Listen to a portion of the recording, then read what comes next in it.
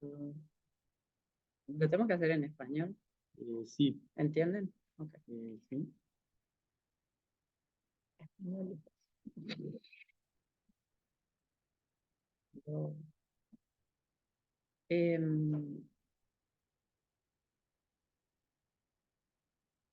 Se supone que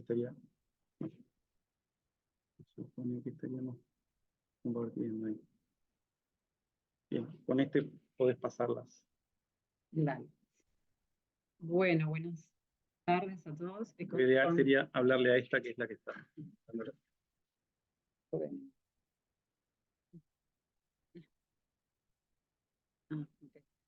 Okay.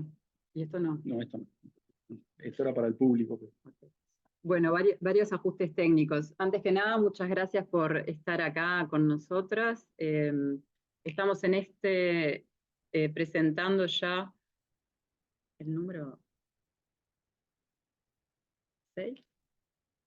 Bueno, el número 6 de la revista Tecopora. Esta es una revista que se produce en un centro universitario en el cual el cruce de varias disciplinas y también su joven vida, digamos, es parte de la descentralización de la Universidad de la República hacia otras regiones del Uruguay, le ha dado un carácter preeminentemente ambiental, o sea, concentrado, digamos, en la parte ambiental, por lo cual nos parecía, trabajando en este centro, que era muy interesante hacer una revista arbitrada con vocación latinoamericana también para intercambiar con la red de investigadores latinoamericanos y de otras partes del mundo, porque cada número va ampliando, digamos, la red de investigadores de otras universidades, pero también con una producción que a nivel local sirviera para contar lo que este centro joven, pero que produce conocimiento muy original, en lo que es el panorama nacional, está, digamos,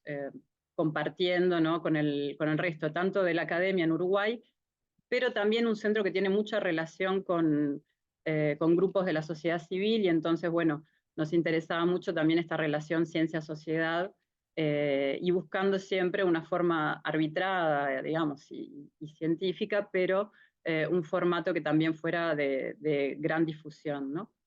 Bueno, simplemente esta cuestión también que conversamos de poner ciencias humanas y ambientales, digamos, a dialogar, y también territoriales. Este es un desafío enorme, ¿no? Y está ganando protagonismo a nivel internacional. Es necesario dar una narración, tejer algunas de las investigaciones que a veces, por ser demasiado específicas, permanecen digamos, separadas. Y bueno, la revista un poco está tratando de hacer en Uruguay, tratar de desarrollar sobre todo esta mirada muy transdisciplinaria, ¿no? Esto ya lo dije, y estos objetivos en lo local, bueno, es también ofrecer un ámbito, eso que decía antes, de visibilidad de los trabajos y de los estudios. Esto ya lo dice, ya lo dice Gerardo, me sacó los otros números, no sé si están más adelante. Simplemente decir que hasta ahora hemos hecho números que tienen que ver con las transformaciones territoriales en la región donde estamos. Empezamos por casa, digamos. Luego trabajamos sobre los bienes comunes naturales con abordajes participativos en investigación y cogestión. También tenemos un número sobre perspectivas etnográficas sobre temas ambientales en contextos sudamericanos, escrituras del ambiente, el paisaje, el territorio, ecocrítica y estudios culturales en América del Sur, mujeres en la pesca, costa y mar, economías transformadoras, educación ambiental, que además es un número muy importante y tiene 2 tomos, y ahora estamos presentando animales y otros animales, aproximaciones interdisciplinarias.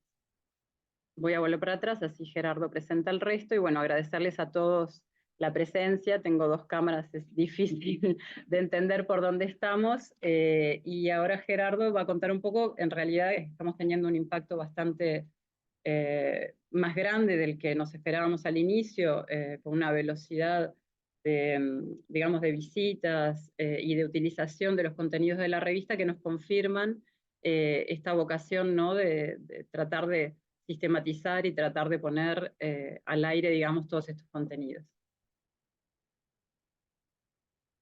Hola, hola. Hola, hola. No, entiendo. Bueno. La idea es poder comentar muy brevemente cuál es la encrucijada a la que se enfrentan este tipo de revistas, que es la que hacemos, la revista Tecoporá específicamente, pero señalar este tipo de revistas, a qué desafíos se enfrentan en el ámbito de la publicación académica.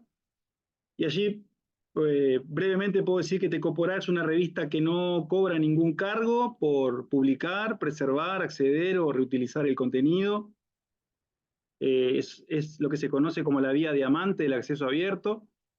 Está dentro de las 29.000 revistas que comparten este formato, el formato diamante, que publica un total de un 9% de todo lo que se publica en el mundo, digamos, anualmente. ¿Sí? Es poco comparado con lo que publican las demás revistas, obviamente, pero tienen esta característica de que no cobra, ¿sí? Ningún tipo de cargo. Otro dato es que a partir de 2018 el número de revistas de estas características ha ido decreciendo y es evidente o se evidencia en estos estudios de lo que es el estudio de la vía diamante que se hizo en el año 2021, que la caída de este modelo es en detrimento del modelo híbrido, en el que se cobra al menos por publicar o por procesar. ¿Sí? Esto evidentemente ya es bastante conocido, sobre todo en el sur global, de los efectos de inequidad que produce con los países más pobres, que ni siquiera ni los autores ni las instituciones muchas veces están en posibilidad de hacerse, a poder afrontar los costos de publicar, ¿no? O los costos por procesamiento, que son los APC. Como decíamos, desde 2018 viene decreciendo la cifra de revistas que dan su contenido libre. Esto es un poco una de las gráficas, ¿verdad?, que vienen decreciendo. ¿Sí? Y retomo acá dos documentos o dos cuestiones muy importantes para las revistas y para las publicaciones en general, sobre todo las publicaciones de este estilo como Tecoporá, que tener revistas de este tipo en la actualidad, ¿sí? Es un puntal muy valioso y un bien común, ¿verdad?, para que se pueda, digamos, compartir el fruto de la investigación o del conocimiento, y debe ser, al menos es una cosa que a mí me interesa señalar, que el apoyo que hay que darle a estas revistas, el apoyo económico que hay que darles, tiene que ser obviamente responsable, ¿sí? Digamos, es una tarea que tiene muchas facetas, se trabajan en muchos aspectos, y una de las cuestiones fundamentales es que las revistas carecen muchas veces de financiación. El caso nuestro es una revista que, bueno, que se viene financiando, pero con dificultades, ¿no? Entonces dejo ahí algunas frases un poco resonantes, ¿sí? Sobre todo de UNESCO, que ha sacado una resolución para acompañar la ciencia abierta, para acompañar estas revistas que se hacen y que son de gran calidad y de gran ayuda. Y por último, señalar simplemente sobre la gestión de la revista, ¿no?, que hay una organización y planificación del contenido,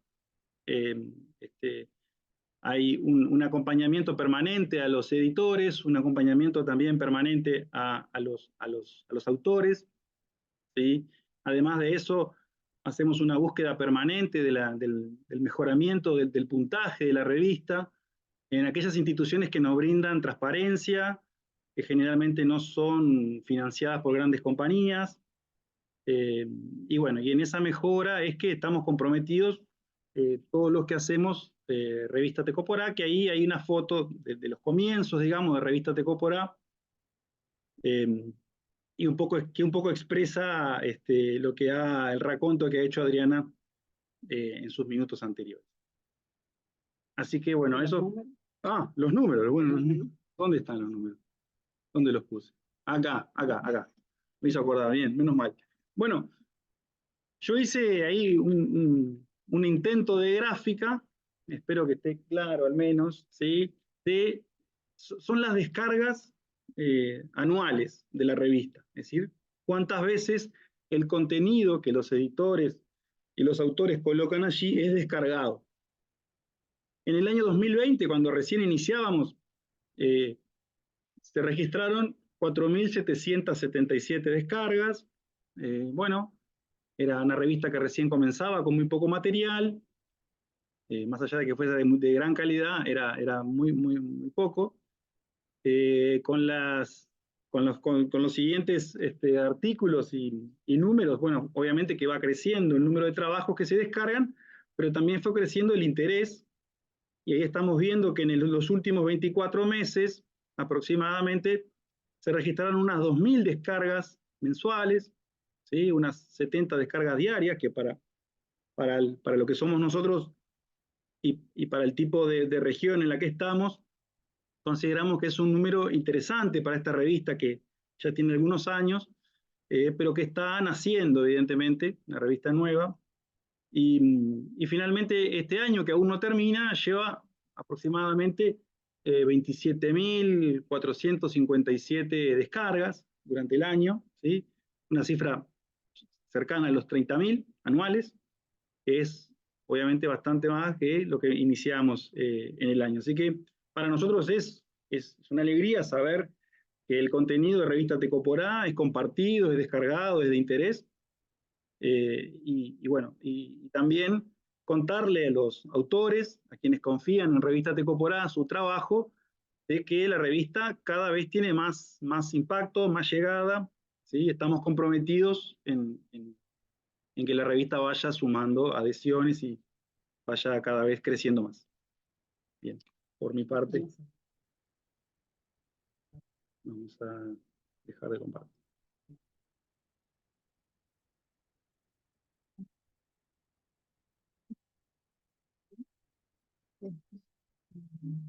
No. No.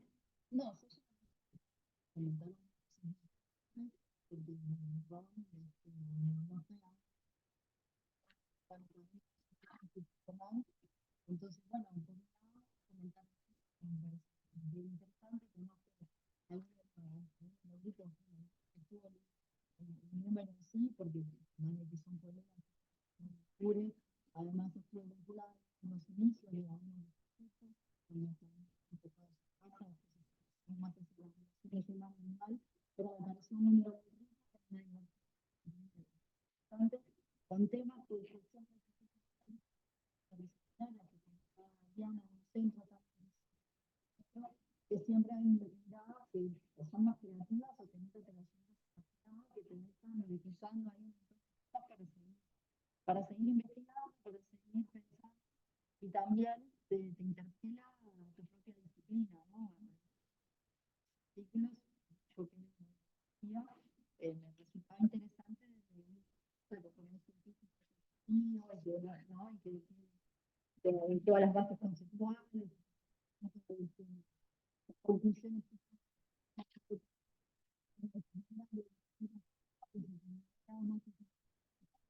Siempre te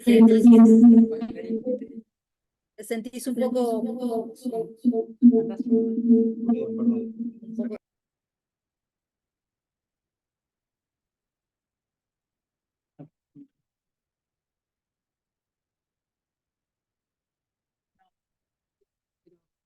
Apagate el micrófono. Ahí lo abrí ahora. Bien.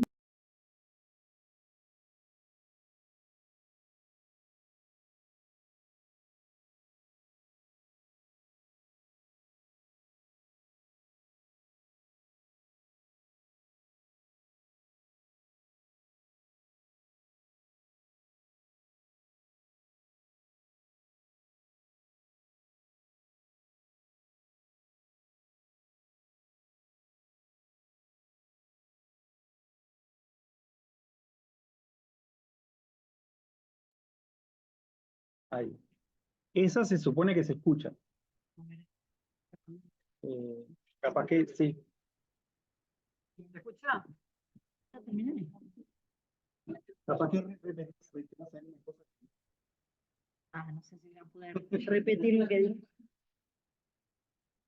Bueno, no sé, lo que les estaba comentando, a ver si reengancho el hilo, por lo menos es que bueno, que siempre que hay interdisciplina, las disciplinas se ven un poco interpeladas también, ¿no? De decir, bueno, en las disciplinas uno cree que ya, ¿no? Que es como una escalera que solamente va subiendo y que los escalones de abajo ya están como totalmente estables y que ya están totalmente validados, y cuando haces estos cruces interdisciplinarios te empiezan a ver como otras interpelaciones y empezás a mirar las cosas con otro enfoque. Y bueno, y eso siempre es muy rico en la interdisciplina, y en particular cuando en la interdisciplina se juntan las áreas sociales con las otras ciencias, ¿no? No solamente cuando estamos las ciencias naturales entre nosotros, que tenemos como igual a veces muchas más cosas en común. Entonces, me parece que en ese sentido es muy enriquecedor, muchos temas diferentes, con enfoques distintos, las miradas de otros autores más latinoamericanos y europeos. Entonces, me parece que es un número que es muy rico en ese sentido también. Y bueno, y para redondear y cerrar también un poco esta cuestión de las publicaciones, ¿no? ¿Qué tema hoy, el tema de las publicaciones científicas? ¿Qué problemón, qué temón tan grande que nos está llamando a reflexionar y a ver qué vamos a hacer? Porque por un lado, esta cuestión de que sí tenemos que tener revisión por pares, que tenemos que tener un nivel internacional, pero bueno, hoy hasta dónde prima la ciencia y hasta dónde prima el negocio es un tema que creo que nos tenemos que replantear. Eh, También si es necesario perder los espacios locales de publicaciones científicas por ir solamente a un escenario solamente internacional. Entonces, también la necesidad de tener espacios donde los temas latinoamericanos o nacionales nos importen, aunque capaz que no sean de relevancia a nivel internacional, a nivel de todo el mundo, pero sí a nivel de Latinoamérica o a nivel de la región.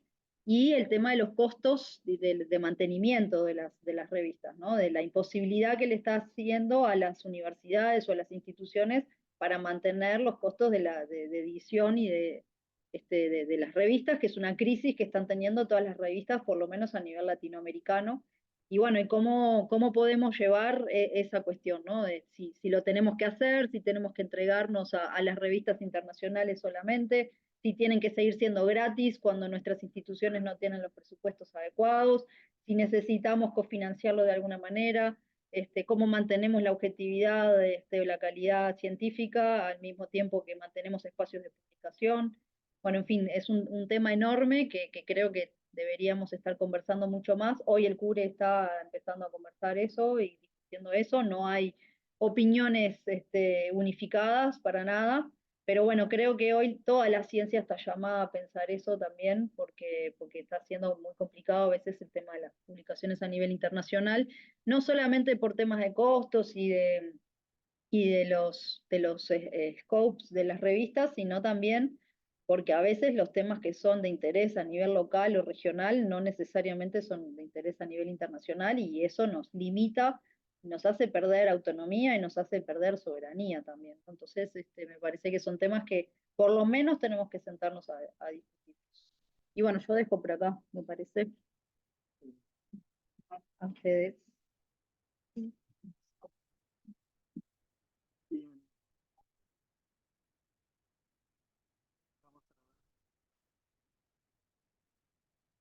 Dos de los sectores. ¿Está Caetano también? No, Caetano. Bien. De los tres, de hacer la tecnología, digamos, van a comentar unos breves comentarios de los trabajos, digamos, a partir de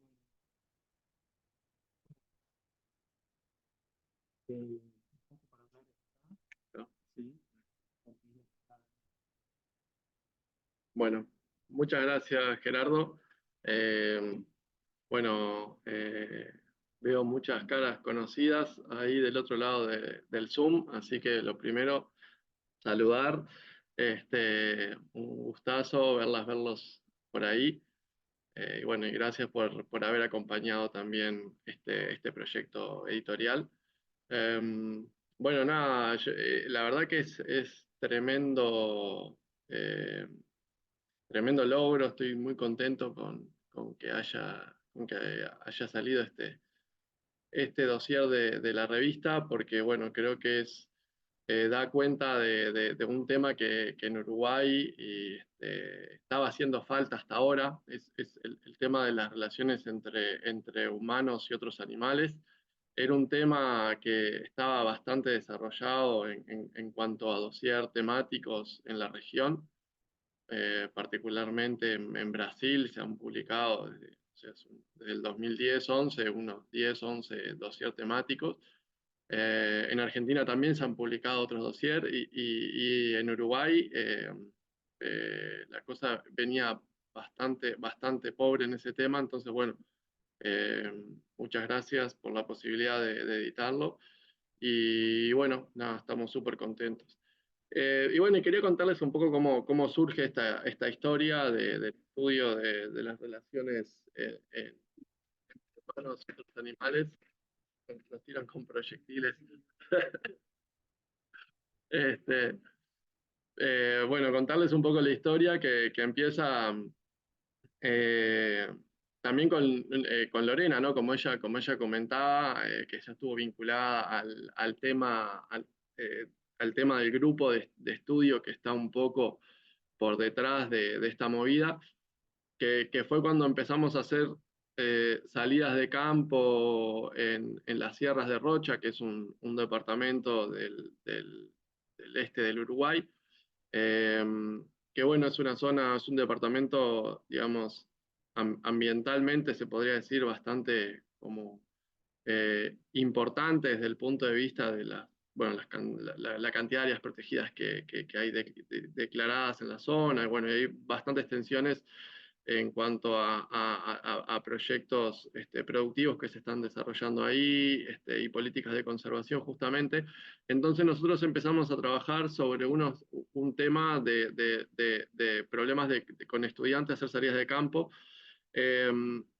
sobre problemáticas vinculadas a la conservación y empezamos a ver que uno de los temas más relevantes para los distintos proyectos que estaban desarrollándose en la zona era el tema de la caza furtiva.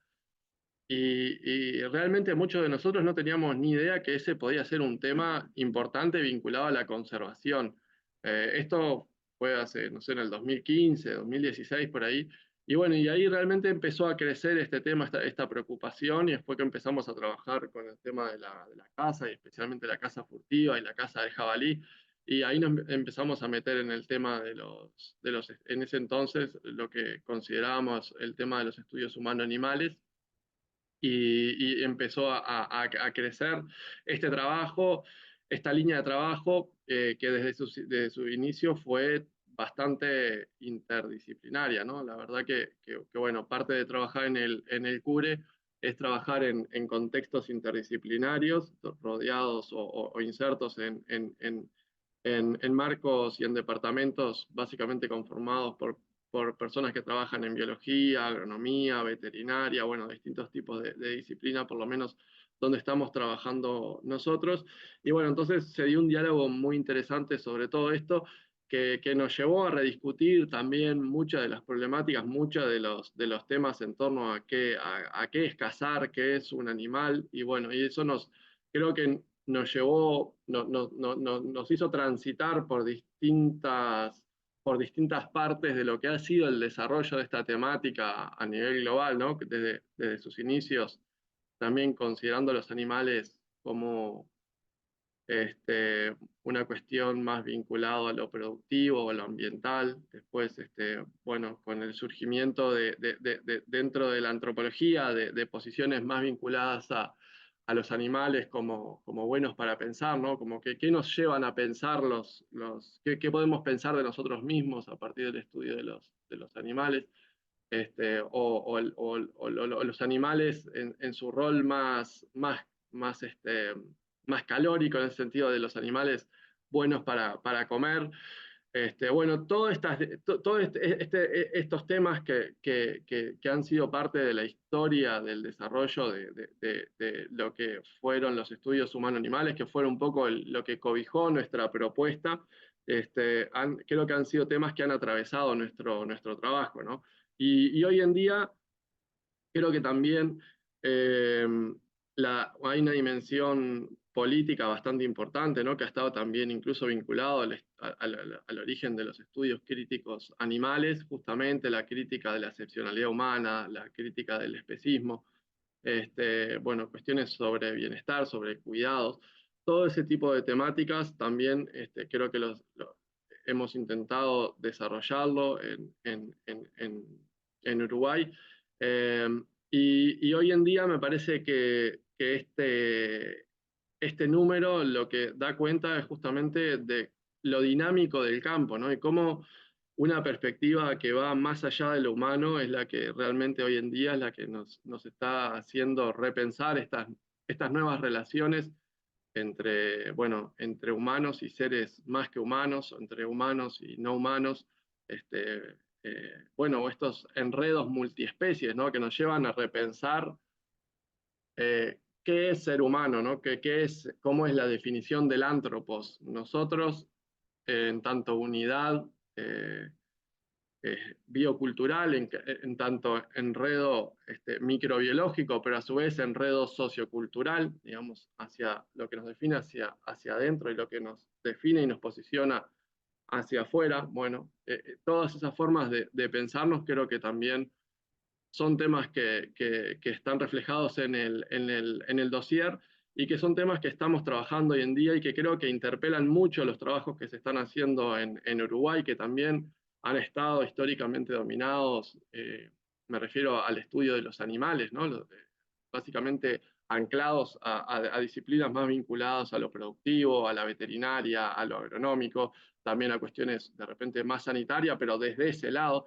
Y hoy en día creo que esta nueva mirada creo que interpela, enriquece y nos ayuda a encontrar nuevas formas de imaginar nuevos mundos, nuevas formas de coexistencia en un mundo que afronta distintos tipos de crisis y en el cual me parece que este tipo de trabajos que también toma mucho de las humanidades ambientales, aporta no necesariamente desde el lado de la escalabilidad, pero sí desde el lado de la posibilidad de pensar nuevos mundos, de imaginarnos y de ser creativos, que creo que también es muy importante, porque muchas veces los trabajos de escalabilidad a lo que terminan llevando es a nuevas formas de imaginarnos. Bueno, acá un poco la idea es transitar otro camino epistemológico que justamente, bueno, ese imaginarnos es lo que creo que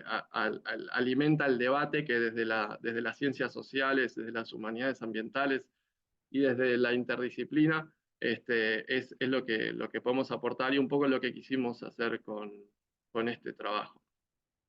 Bueno, por acá lo que tenía para comentarles, tenía unas notas y obviamente no les di mucha bola, así que preferí dejar la conversación así un poco más fluida y nada, le dejo la palabra a Lola. Gracias. Bueno, buenas tardes. Soy Magdalena Puig. Cambiame porque creo que esta es la que toma la voz.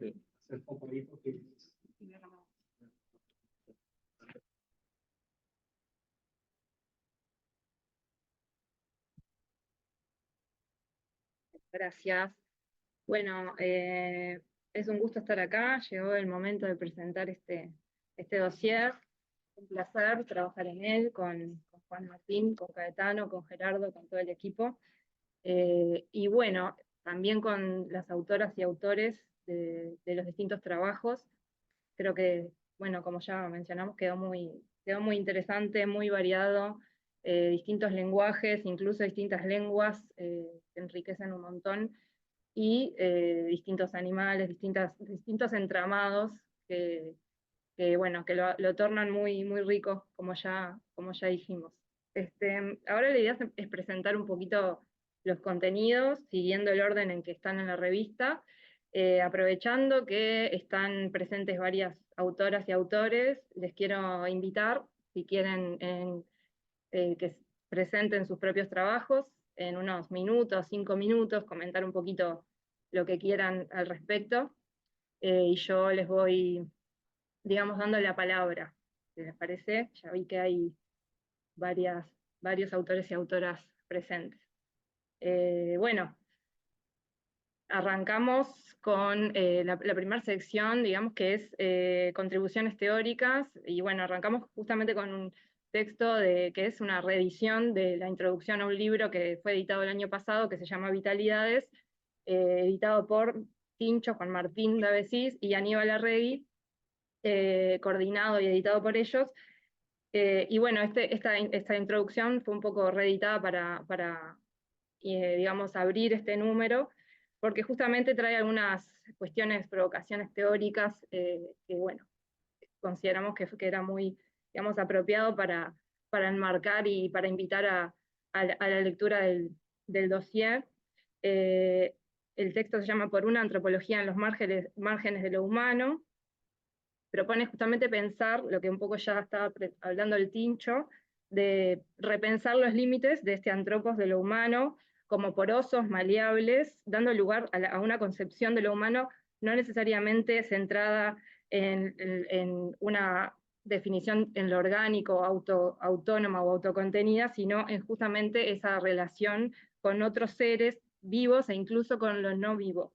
Entonces eso ya cambia el objeto de estudio de la antropología y la propia disciplina hacia pensar y mirar hacia esos márgenes, hacia esos límites, y hacia la conexión entre lo humano y todo lo demás, humano, no humanos, lo vivo, lo no vivo, animales y todo tipo de seres que hacen parte de nuestra vida y de nuestra propia, digamos, de nuestras propias definiciones y redefiniciones constantes. Y bueno, el ensayo transita por varios momentos de la disciplina antropológica hacia la etnografía multiespecie, que es un poco la apuesta de este dossier. Y bueno, donde estas vitalidades limítrofes y plurales y otras categorías pueden emerger y pueden ser miradas y puestas en cuestión. Después, la sección artículos comienza con un trabajo de Leticia Ambrosio, que es una antropóloga de esta casa, del CURE, capaz que se puede sumar al final y comenta algo más, pero bueno, por ahora la presento yo un poquito.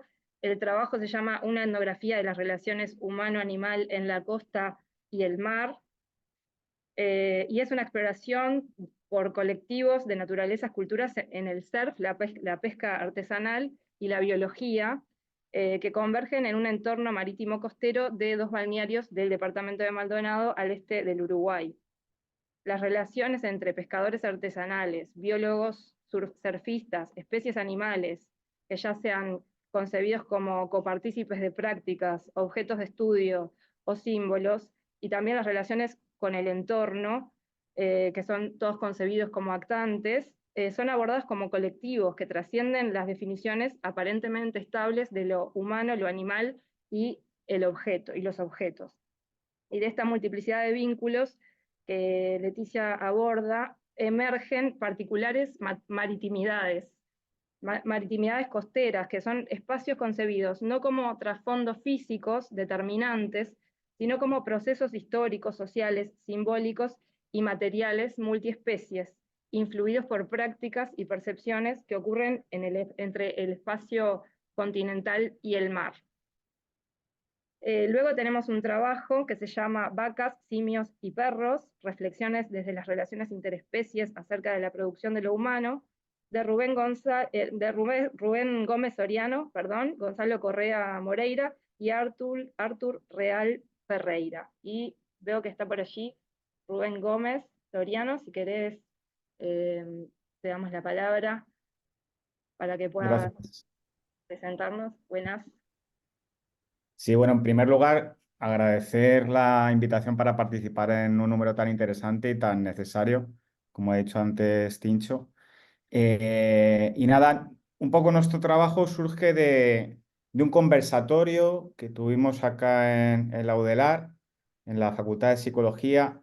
Aprovechando mi visita, yo soy de España, de la Universidad Nacional de Educación a Distancia, pero este año me he encontrado desarrollando un contrato postdoctoral aquí en la UDELAR Y también aprovechando la visita de Artur, que él viene de la Federal de Río de Janeiro, pues aprovechamos para tener un conversatorio y a partir de ese conversatorio donde poníamos a dialogar un poco nuestras 3 investigaciones. En el caso de Gonzalo, la importancia que ha tenido la vaca en la producción del Estado uruguayo. En el caso de Artur, él ha trabajado con los llamados quiltros, los perros callejeros en Chile, y el papel protagónico que tuvieron en las revueltas, en algunos de los sucesos vinculados con el estallido social en Chile.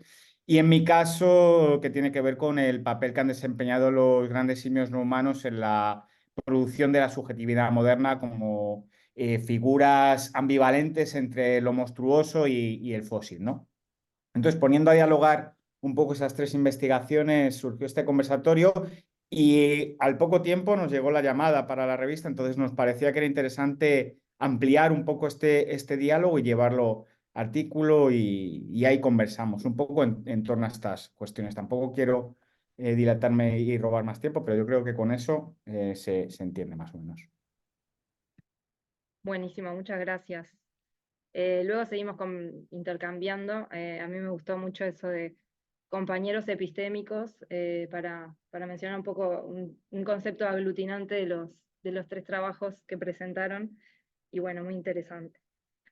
Después tenemos el artículo de Matías Wagner, si se pronuncia así, espero, de Celeste Medrano y Fernando Zamudio, que están allí, creo que están los 3, y bueno, si quieren presentar un poquito. Sí, tienen tiempo, tenemos tiempo. ¿Cómo están? ¿Quieren ahí, Cele, Fernando? Hola, Matías? hola, Hola. ¿cómo están? Me parece que mis compañeros han tenido que abandonar, estaban justo saliendo de la universidad, así que, bueno, me parece que me dejaron como representante. Eh, bueno, en principio, de nuevo agradecer la organización de este dossier. Eh, Nosotros, tanto Lola como Tincho, yo venimos trabajando en este tema de las humanoanimalidades hace un tiempo. Y bueno, y al menos en mi pronóstico, y esto es algo que compartí en un evento sobre animalidades que se hizo en Brasil hacia fin de año, eh, es que que ha ido decayendo el interés por estos temas, ¿no? Y está muy lejos de ser zanjado, no obstante ha virado hacia otros intereses. Y entonces celebro enormemente que la presencia de este dossier, porque creo, insisto, que es un tema del que hemos visto solo una partecita muy pequeña, ¿no? Y bueno, y la realidad máxima con la pandemia nos ha mostrado cuán poco modernos somos y cuán necesario es continuar con estos estudios. Así que la verdad que cuando vimos la convocatoria al dossier, bueno, fue una alegría inmensa poder seguir conversando con de estos temas. Y bueno, y los dossiers siempre abren a nuevos deseos, nuevas oportunidades. Así que bueno, gracias por la organización. Y después respecto a nuestro artículo, yo soy entré medio como invitada al final. El que hace el trabajo de campo de este trabajo, que tiene que ver con el jabalí, es Matías Wagner. Fernando Zamudio y yo somos sus directores de doctorado. Y él hace un trabajo comprometidísimo, es biólogo, y bueno, y está trabajando en un territorio en Córdoba, en las Salinas de Ambargasta, con la cacería en general. Sin embargo, el jabalí, una especie exótica invasora según los estándares, se presenta como un problema clave para pensar, ¿no? Y bueno, y el artículo un poco se basa en eso. Uruguay tiene una larga tema, incluso, bueno, Lola y Tincho, ilustrándolo un montón. Lo que se presenta es que a plantear todo de nuevo, ¿no? Nos viene a pedir que volvamos a barajar las cartas de lo que es una especie exótica, para quién, cómo, qué significa, cómo controlarla, quién la caza, cómo entra en estas zoologías campesinas hipermeables, y entonces vienen a jugar un rol de reposicionamiento, pero no con esta moralidad con la que les trata Occidente, que es como una especie exótica, invasora, con necesidad de control, y etcétera, etcétera.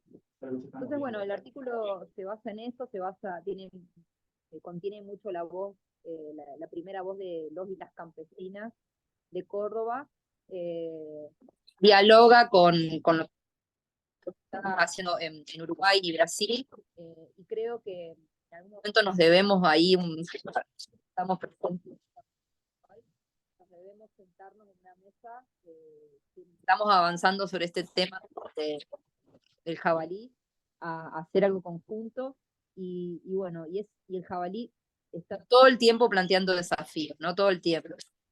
Bueno, la temática de los perros, que al principio la habían abierto ustedes, ahora se está tornando un tema importante en Argentina, y entonces cómo esto, digamos, son campos que de repente pierden las fronteras, y nos permiten hacer diálogos horizontales.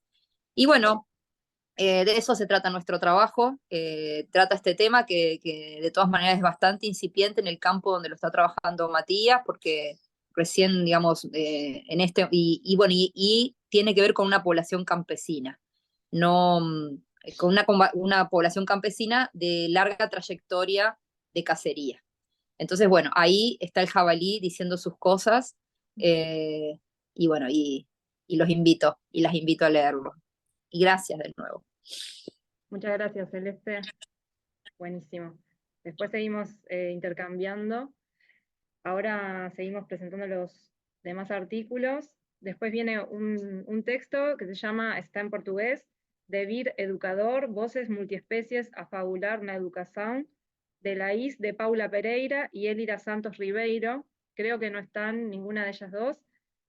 Y bueno, es un texto que, bueno, se enfoca en esto, en el área de la educación, tratando de poner en juego otras epistemologías, donde la naturaleza y los animales o los no humanos tengan otros roles y permitan fabular otras historias.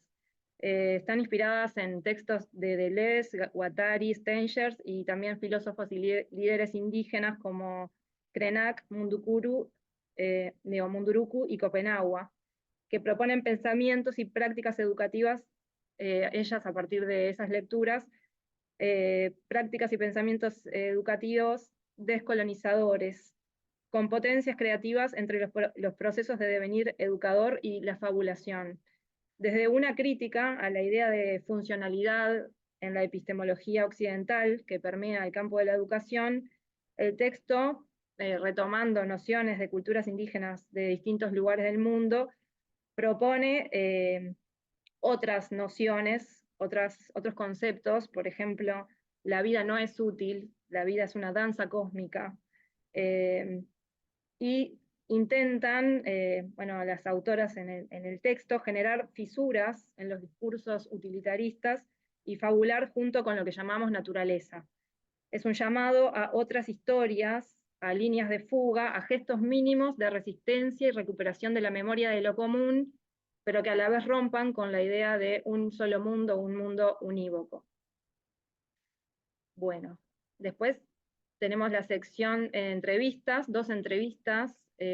Una es la titulada Multiespecie, más que humano, no humano, otro que humano, reinventando los lenguajes de lo animado en la era de la destrucción planetaria. Está presente una de las autoras, digamos, de las partícipes de la entrevista, que es Sophie Chao. La otra autora entrevistada y entrevistadora es Catherine Price. Y no sé si, Sophie Chao, seguís allí, querés compartir tú un comentario, presentarte. ¿Estás allí? A ver. Sophie Chao. Sí, pero... Ah. ¿Me entiende? Hola, Sí, sí. sí, sí. Hola, hola, buenas. En primer lugar, muchísimas gracias al equipo editorial de Tecopora por invitarme a participar en esta conversación y contribuir al último número de Tecopora. No puedo esperar a leer todos los otros artículos. Pido disculpas porque no hablo muy bien español, así que me va a ayudar a mi amigo Alejandro Ponte de León, que también es el traductor de esta entrevista. Y quiero también reconocer que este artículo ha sido ayudado mucho por a Daniel Ruiz Serna. Así que, Alejandro, ¿me puedes ayudar con la traducción? Perfectamente. Gracias. My apologies again for the poor Spanish. So this interview with Catherine, it was really an experiment, to borrow the word used earlier by the colleague, with language and idioms to speak about, describe the more than human world.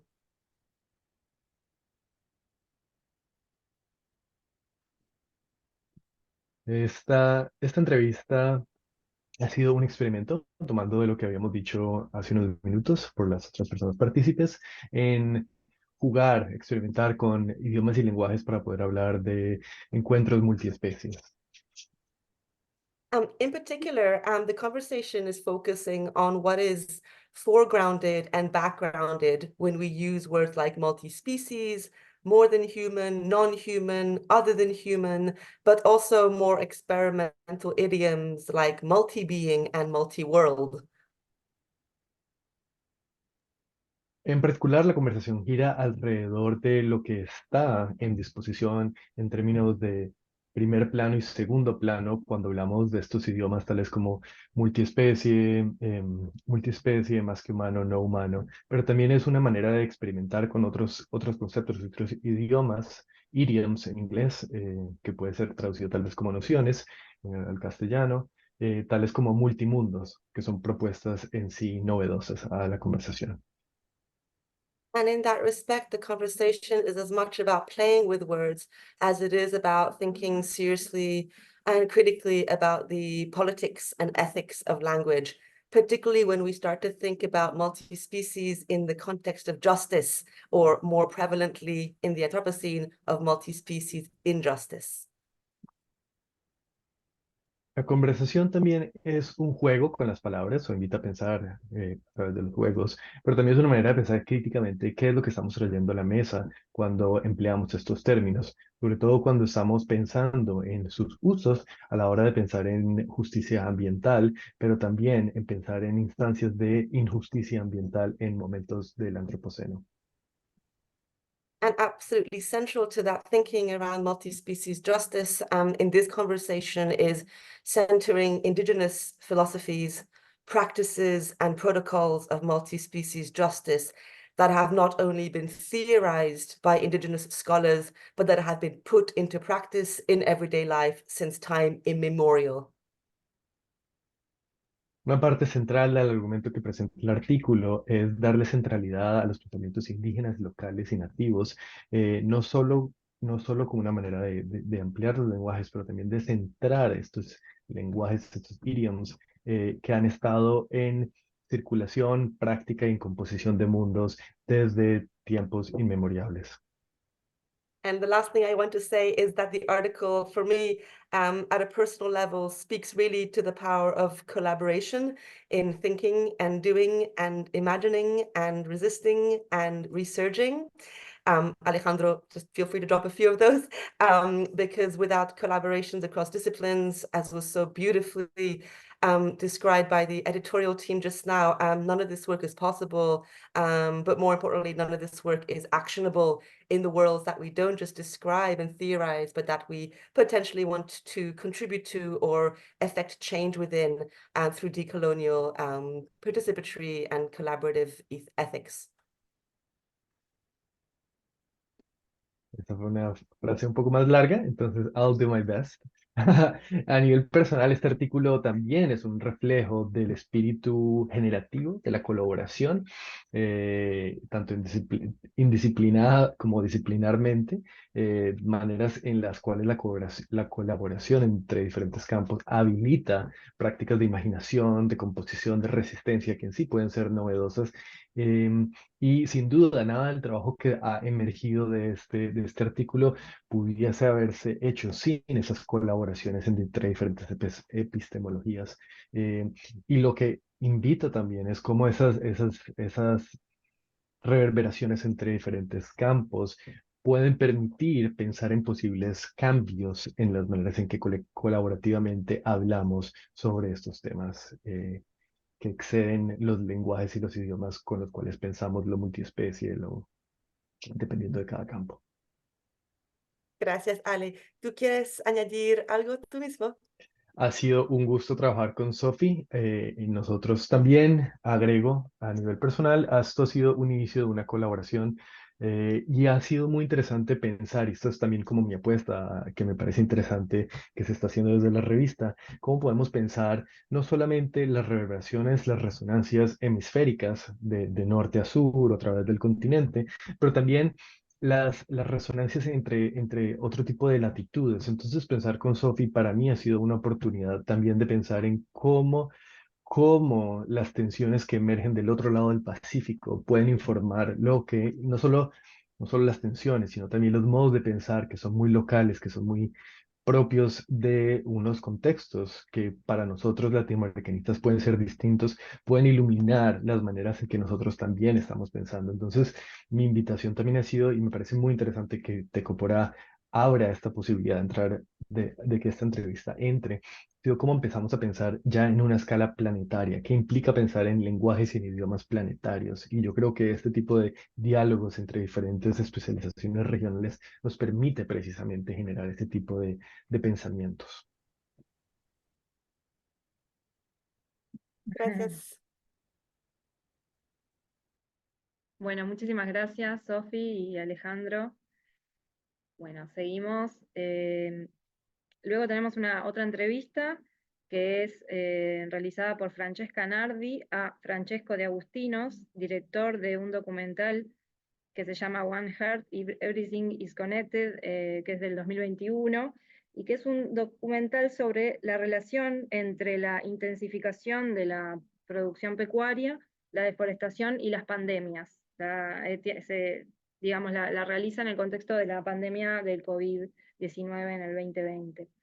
La entrevista recorre los argumentos del documental pasando por esa conexión entre el sistema alimentario basado en esta ganadería intensiva, la crisis climática y ecológica, desde una mirada ética y del riesgo sanitario y ecológico asociado a esta hiperintensificación de la ganadería, mostrando a la pandemia por SARS-CoV-2 como consecuencia del desequilibrio en que vivimos, ecológico, y también social, y como un indicador de la conexión entre la salud humana y animal, una alarma de la insostenibilidad de los ritmos y procesos de producción y consumo capitalista.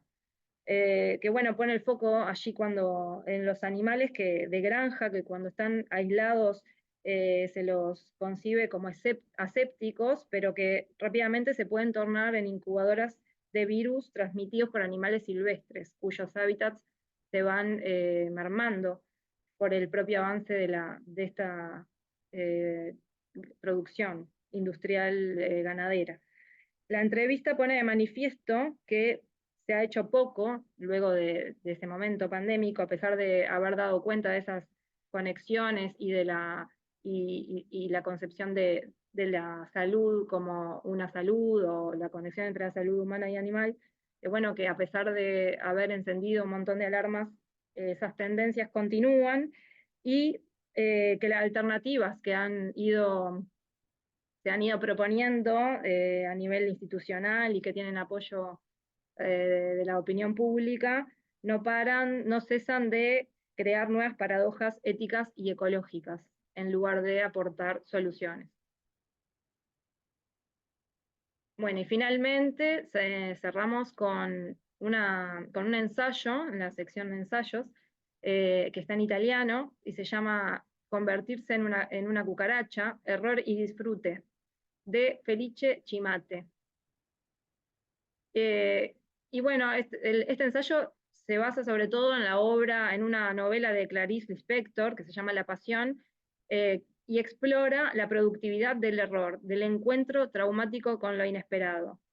Dice el autor, a partir de esta lectura, la realidad es lo que sabemos o creemos, y en cambio lo real es un subproducto del encuentro con la realidad, una brecha entre lo que sabemos y lo que sucede en el encuentro, un error que es parte ineludible de la experiencia.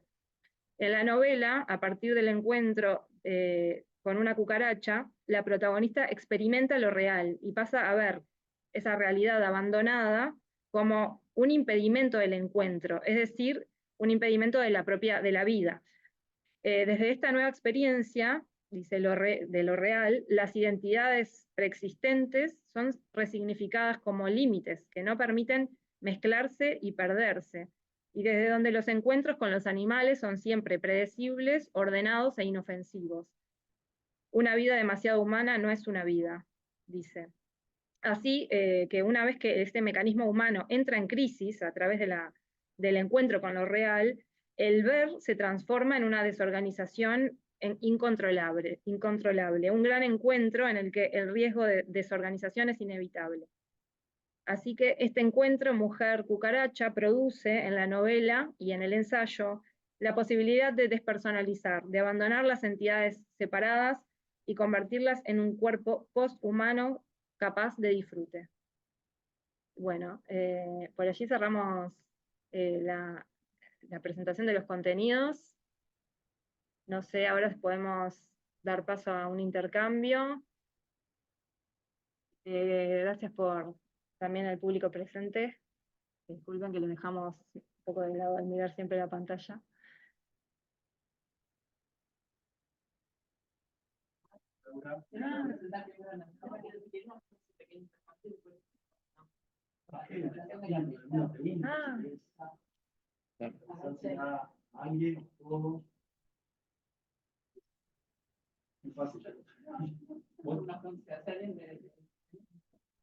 Bien. No, si querés, lo decís y lo traducimos. Entonces ahora abrimos una ronda de preguntas, comentarios sobre el dossier, los contenidos, o cuestiones más generales. Podemos, intercambiar entre nosotras, o bueno, también incorporar preguntas y comentarios del público. Así que no sé si alguien quiere comentar algo por ahí.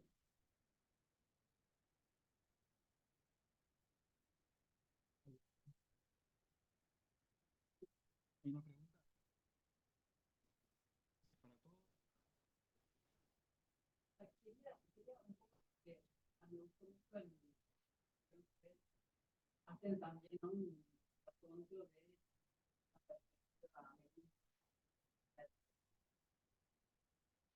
y al mismo tiempo, al haber perdido un poco desde lo que fue también la especialización de la ciencia, ¿no? Que se separó en una mirada más holística, de no separación entre el humano y el animal, digamos. Bueno, la llegada de la ciencia, como ha separado todo, un poco esta búsqueda de poner los temas de cuestión, nuestras referencias teóricas, a veces siendo muy, digamos, occidentales, siguen un poco racionales, ¿no? Siguen un poco por ese análisis racional, incluso a veces idealizando, ¿no? O en formas que no son las que realmente, ¿no? Se convive, también, como ustedes dicen, con libros, con peligros, ¿no? O sea, ¿cómo sería volver a estas cuestiones humano-animales no romantizadas, y cómo serían también las fases de transición hacia un movimiento nuevo en el que también está presente el peligro o está presente la amenaza, o un poco, como Celeste decía, de repente estas cuestiones de jabalí que están tan incorporadas en las culturas rurales, ¿no? Cazadoras, que son parte el defenderse, el atacar, ¿no? ¿Qué disociación tan grande y dónde queda eso con esa otra mirada más romántica, de amor, de convivir pacíficamente, ¿no? A mí me parece que les quería profundizar un poco las historias que ustedes tienen, ¿no? Para que sepamos cuál es la complejidad también de afrontar el tema. No sé si es una cuestión más cultural, por la disociación también entre lo urbano y lo rural a veces, lo urbano y lo rural, ¿no? Es vivir completamente alejados, ¿no? De lo que es la convivencia real con las especies, en el formato libre, ¿no? No domesticado. Entonces eso es algo que a mí siempre me captó en la investigación de ustedes, ¿no? Sino también decir, ahora contaba Martín que fue casualidad un poco, ¿no? Porque era el lugar donde estaban investigando, pero después esta casualidad, ¿qué pasa? ¿Cómo lo ven eso, ¿no? Y también cuál es el objetivo de ustedes. O sea, si también como, ¿cuál es el objetivo de ustedes? ¿Dónde posicionar esta mirada y desde dónde se para las personas? Para los dos. Bueno, primero, ¿vos vas a traducir la pregunta? No. No, decía, ¿se escucharon? Creo que no escuchamos muy bien. Si lo pueden repetir desde el frente, estaría muy bienvenida. Que no. Bien, no se escucha. Sí.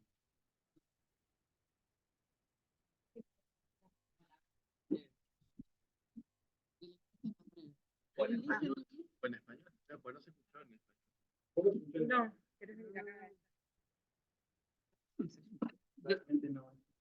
Do you listen me? Yes. Sí. En español tampoco. Muy breve entonces. No, simplemente preguntarles cuáles eran si podían ampliar un poco en cuáles eran las complejidades del estudio, de los estudios humano-animales, considerando que en los estudios, en la perspectiva, ¿no?, más amerindia, nosotros tenemos muy presente la latinoamericana, pero no solo, la relación humano-animal era una relación armónica, no separada, ¿no? No digamos, categorizada como dos cosas separadas, pero al mismo tiempo tenía también una circularidad y aspectos de sobrevivencia o aspectos, ¿no?, de lo que es más una convivencia no armónica y pacífica, como a veces algunas culturas occidentales están romantizando que podría ser eso, ¿no? Y que también, pero al mismo tiempo nos lleva a pensar una real transición en los animales, no solo como los animales domesticados, ¿no?, sino cómo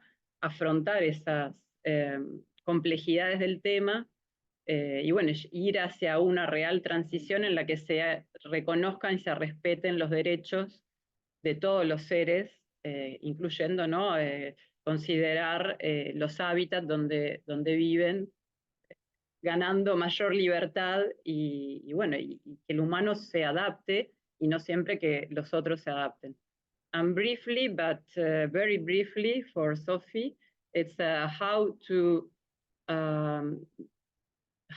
understand the challenges of not being so romantic in the relationship among animals and humans. And I was asking to Martin and his team how they study animals which are in the wildlife, no?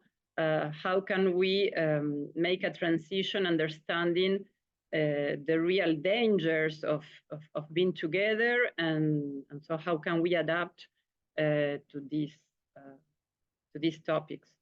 No me acuerdo ni del inglés. Gracias.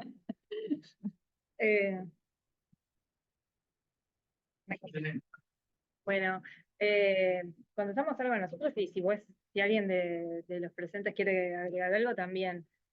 Y yo creo que sí, la antropología tiene digamos, ese desafío, ¿no?, de entender otros relacionamientos y sin estar parados en un lugar, digamos, rígido y bueno, poniendo en suspenso el juicio, todo eso metodológico que que aprendemos, pero cómo hacer eso en el antropoceno, ¿no? Cómo estudiar otras prácticas donde está la muerte, donde está, que es parte de la vida, y sin ni romantizar, ni digamos, cargar negativamente esas prácticas que de repente no son las que llevan al colapso de las especies, etcétera, pero bueno, en el contexto actual tenemos que también, digamos, complejizar y problematizar, y bueno, ese es el desafío. Sin irnos a contextos indígenas, creo que nosotros en Uruguay también con el tema de la caza nos enfrentamos a esos dilemas, porque vamos a estudiar con cazadores que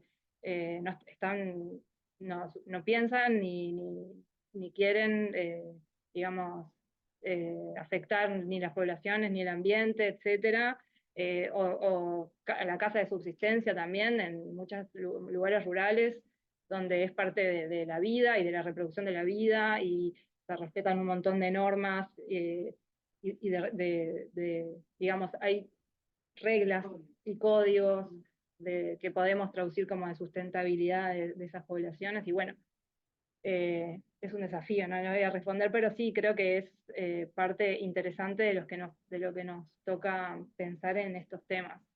Y sin romantizar y tampoco sin dejar de poner en el centro bueno, que hay un problema ecológico, ambiental, y que tenemos que repensar nuestros vínculos en todos los contextos. Pero tampoco es que vamos a iluminar, ¿no?, desde nuestro conocimiento académico, científico a otros, sino que también nutrirnos de otras miradas y de otras posibilidades, para repensar todas las relaciones en ámbito, ¿no?, cómo nos sirve lo que pasa ¿no?, repensar lo que pasa en un área rural allá perdida ¿no?, para pensarnos como sociedad urbana o industrial, colonial, etcétera, ¿no? Creo que es provocarnos y abrirnos hacia nuevas preguntas. No sé si... Sí, creo que un poco más también a la parte más práctica, esa que preguntabas vos, que más allá de las discusiones o los argumentos que hay como un poco idealizados o extremadamente teóricos, nosotros creo que siempre intentamos salir de la zona académica de confort y meternos en el barro. O sea, más allá de meternos en el barro donde lleva a cabo a veces la caza del jabalí, que también es parte del trabajo etnográfico, y también generar cierto tipo de conocimiento, meternos en el barro de las disputas sociales. Yo creo que dentro del grupo somos un grupo muy diverso, donde hay personas que tienen posiciones que están mucho más próximas a la defensa de los derechos de los animales, a los movimientos animalistas, y hay personas que están mucho más próximos a la caza.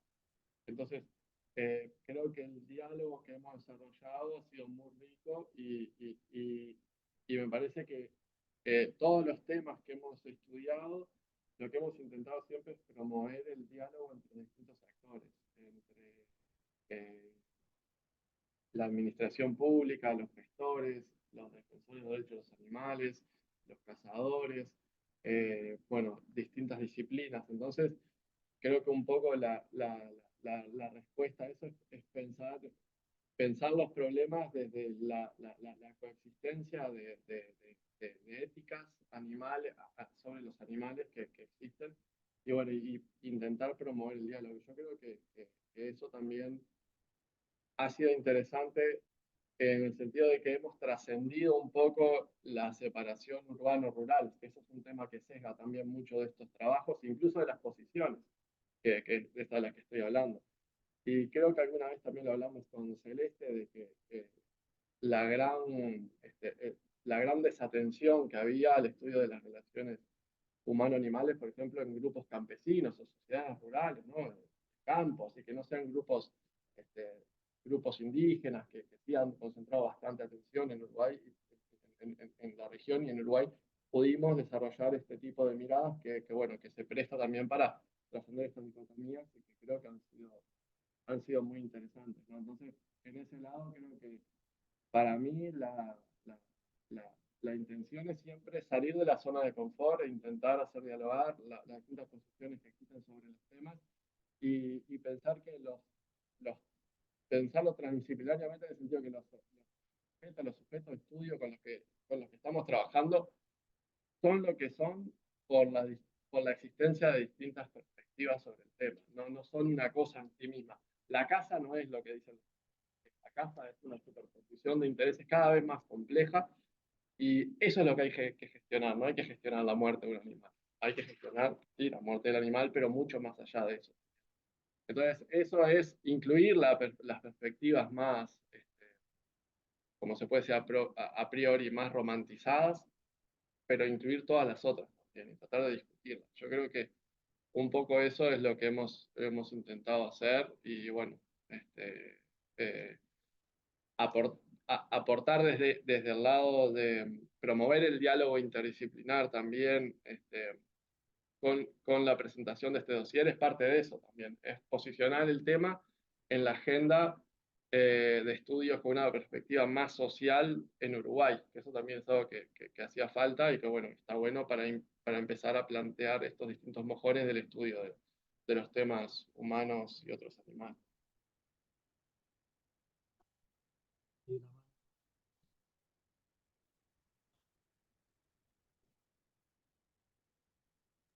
¿Y puedo agregar algo rápidamente? Sí. Pues gracias a todas las personas que han compartido esto. Voy a hablar no ya como traductor, aunque quiero abrir un diálogo de pronto con Sophie. Voy a hablar más como una persona que ha abierto un espacio que llamamos la Plataforma de Humanidades Ambientales por los últimos 4 años. Y la pregunta sobre cómo abrir diálogos multiespecies o más que especies es muy central a la práctica de las humanidades ambientales. Yo creo que lo que han señalado los colegas con anterioridad es muy diciente y muy claro al tipo de apuesta que es activar una sensibilidad a actores que nos permitan abrir otras perspectivas sobre qué es la vida y qué compone lo vivo a escala regional, territorial, planetaria. También una de las cosas que me parece muy interesante de lo que están ustedes diciendo es que cuando empezamos a abrir nuestra visión analítica a lo más que humano, al animal, a la pregunta por el animal, lo que ocurre inmediatamente es que se desbordan las perspectivas, locaciones, tensiones, éticas. Y yo creo que en el mundo de los estudios multiespecies, algo muy importante es pensar el animal como una posibilidad de apertura al mundo, como un espacio que nos desplaza, que nos complica las categorías no solo del humano, sino también de la ética, de la política, del bienestar. Entonces yo creo que aquí voy a hacer una pausa, más que decir que lo que tenemos que hacer es construir visiones menos románticas sobre el rol del animal en el mundo social, yo quiero decir que nos volvamos hiperrománticos con el mundo más que humano. Es abrir la sensibilidad a una radicalidad que desdibuja. Y romanticismo aquí también estoy jugando con la tradición romántica, pero también como con una apertura a lo afectivo, incluso con el amor. Hace unos días leía a Badiou y Badiou tiene esta idea del amor como una disposición radical a habitar el espacio del otro. Yo creo que la apertura de lo multiespecie, de los estudios animales, no simplemente es el ejercicio que ya estamos cansados de hacer, de catalogar múltiples posiciones en el universo, sino más bien dislocar, complicar, borrar. Es un proyecto que invita a poner en tensión el proyecto tanto de las humanidades como de la antropología de maneras muy radicales. Y eso nos invita a su vez a no solamente entender entonces ahora hay un espacio ocupado por los animales, sino que cuando hablamos un diálogo con lo animal, se nos abre lo planetario como un registro mucho más grande que implica otro tipo de políticas, otro tipo de responsabilidades, otro tipo de celebraciones, que no solo es la celebración a la otra vida, sino a cómo desde lo planetario pueden haber balances en los cuales la diferencia y la riqueza de lo vivo pueden ocurrir. Y entonces la pregunta que yo tengo, también de pronto Sophie puede darnos más ideas, porque precisamente su libro es pensar la justicia a través de lo multiespecie. ¿Qué tipo en tu trabajo, cómo lo multiespecie complica, abre, desplaza un concepto tan central como la experiencia política, ética, moral, de estética de lo humano como la justicia? So, what does multispecies do to the way in which we think about justice? Gracias, Alejandro, gracias por la pregunta. Okay, back to English now. So thank you for bringing this side project into the conversation. Alejandro was talking about an edited volume called The Promise of Multi-Species Justice that we are very much trying to unpack in the Tecopora article. I think one of the things that came out of that conversation was the clear sort of understanding that a lot of dominant justice institutions, including the law itself, are not fit for purpose when it comes to recognizing animals, plants, ecosystems, mountains, rivers, and so forth as subjects of justice. So it's the institutions that need to be rethought. Entonces, una de las cosas que salen en el trabajo que he venido desarrollando, tanto en el artículo como en el libro, es que algunas instituciones de las cuales organizamos la experiencia social, tales como la justicia, se desbordan cuando desplazamos la noción de sujeto, de justicia en este caso, a otras formas de composición de lo vivo, tales como los animales, pero también los ríos y las montañas. And for us, justice was doing more than care, in the sense that it's about different kinds of accountabilities and responsibilities. I shouldn't have to care about the cucaracha to try to do justice to its world, its life, and its perceptual bubble. Para nosotros la justicia es mucho más que simplemente un tipo de cuidado, también es un tipo de accountability, de rendir cuentas y también de responsabilidades. Y en ese sentido, a mí no me, lo que propone este ángulo es que a mí no me debería interesar la cucaracha porque quiero cuidar de la cucaracha, sino que también es un entramado de responsabilidades y formas de responder ante el mundo. And all of these questions become more tricky when we think about non-charismatic species that, don't necessarily invoke our sort of curiosity or care, right? So we were trying to think with unloved others, in particular, viruses, oil palms, tsunamis, all kinds of problematic multi-species subjects of justice.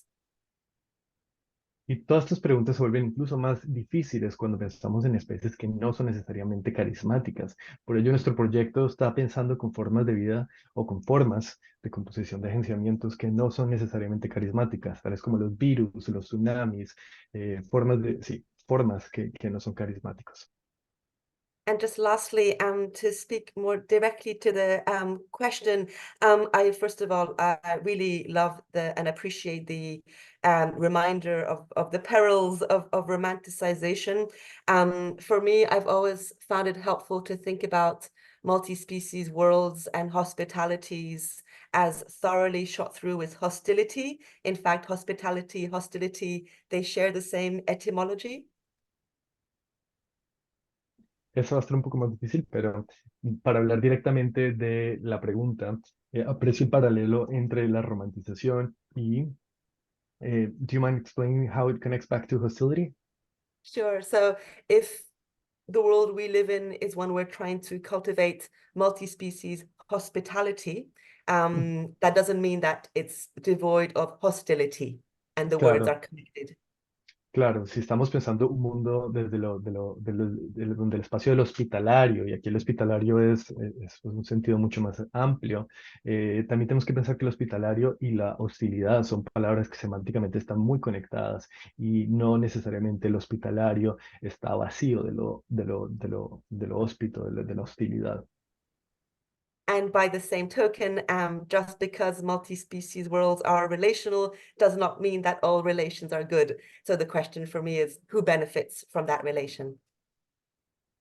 Y en la misma manera, decir que la multiespecie es una apuesta por lo relacional no quiere decir que las relaciones son necesariamente positivas. Hay relaciones que pueden ser tóxicas y destructivas. Y la pregunta que a mí me surge entonces es, ¿quién se está beneficiando cuando se construyen ciertas relaciones? So that requires thinking about the bigger power fields in which relations are embedded, and maybe, I guess, try to work towards a less uneven distribution of suffering and injustice, in light of the sort of anthropocentric dominant paradigms that tend to position the humans as the ones eating rather than the ones eaten, as the predator rather than the prey, in some context anyways.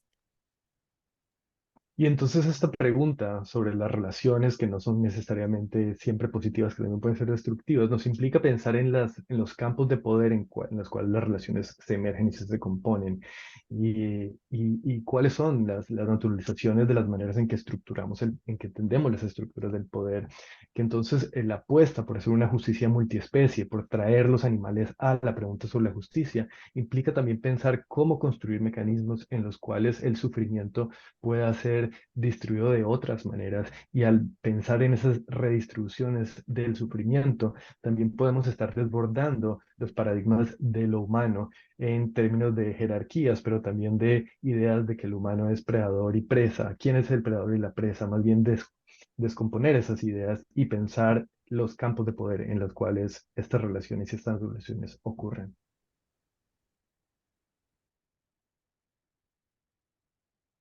Bien.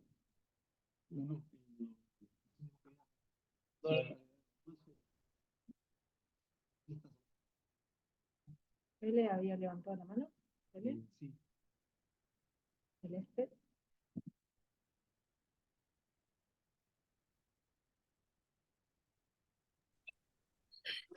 Hola.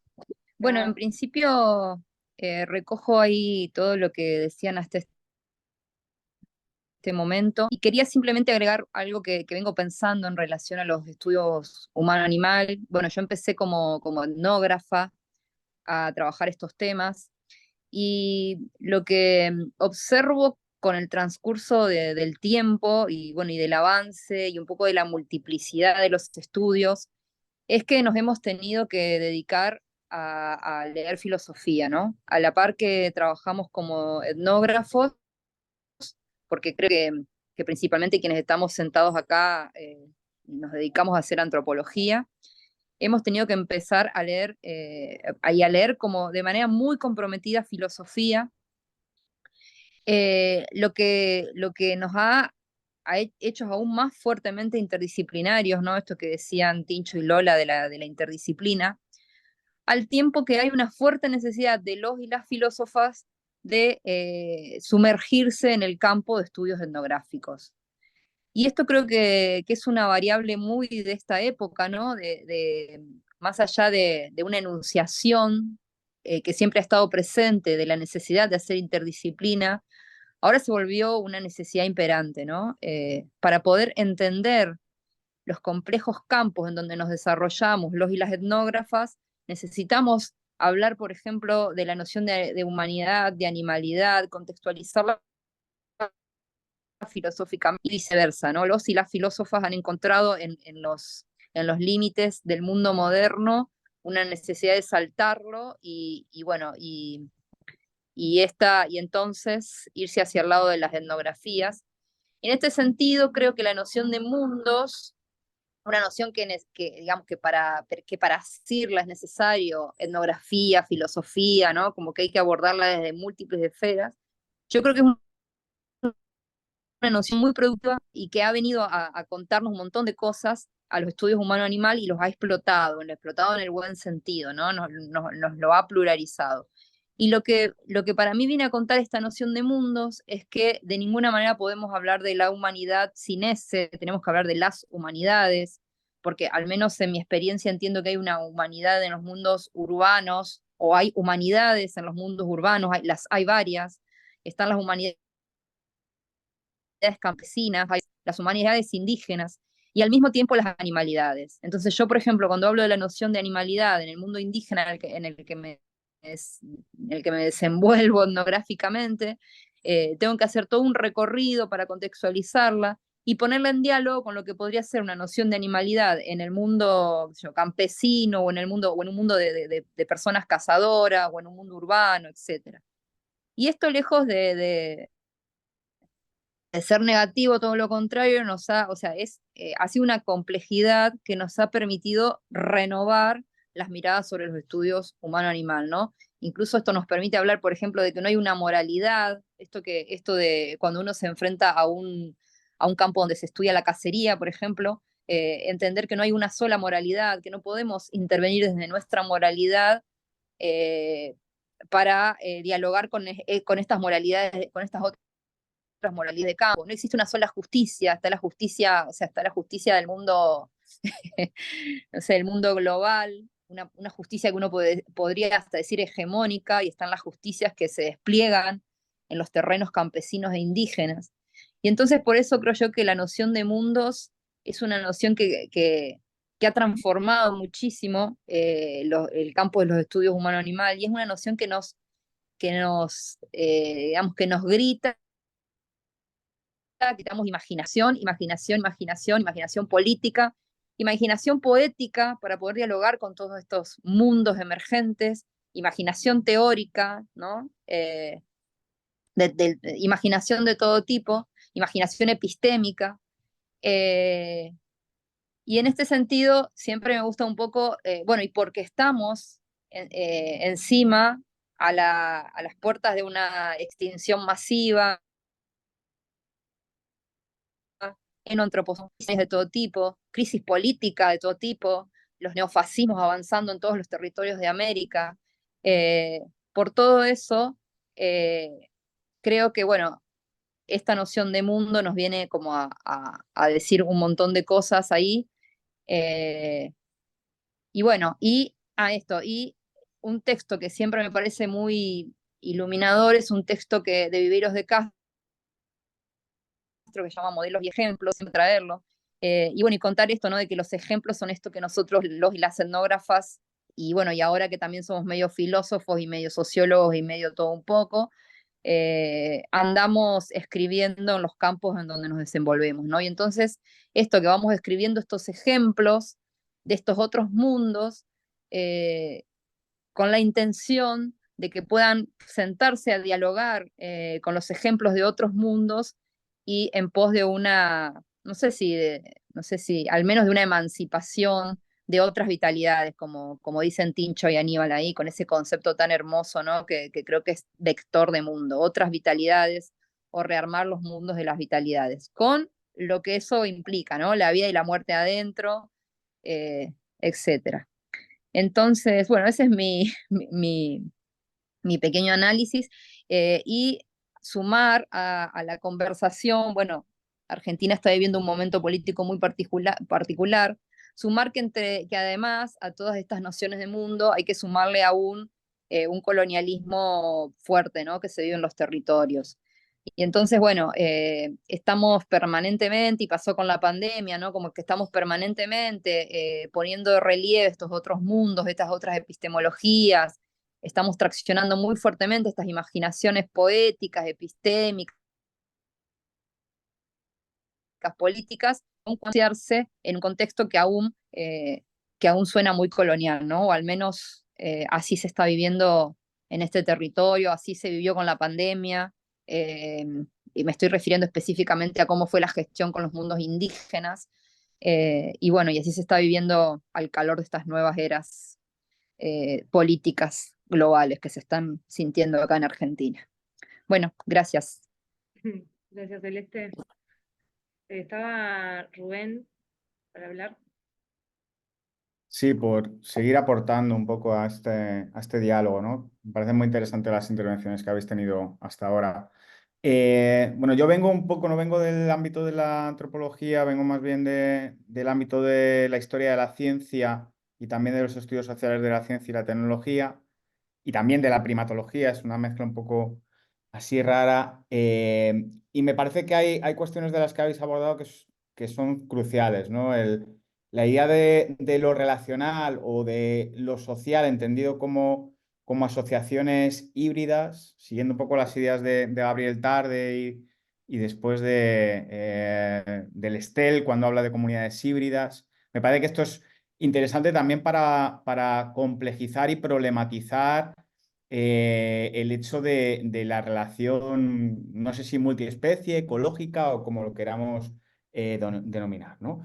Por recoger un poco lo que me has lanzado antes acerca de los acompañantes epistémicos que mencionamos en el artículo y que es un concepto que estamos trabajando actualmente Gonzalo Correa y yo, nos parecía que era interesante el desplazar un poco esta idea de investigar a por investigar con, ¿no? Y la idea de no solamente entender a los animales como sujetos pasivos de determinadas cosmovisiones, ¿no? Que es un término, o determinadas epistemes, que es un término un poco amplio, ¿no? Dentro de lo que se puede entender como epistemes occidentales o epistemes amerindias, hay una pluralidad también importante, ¿no?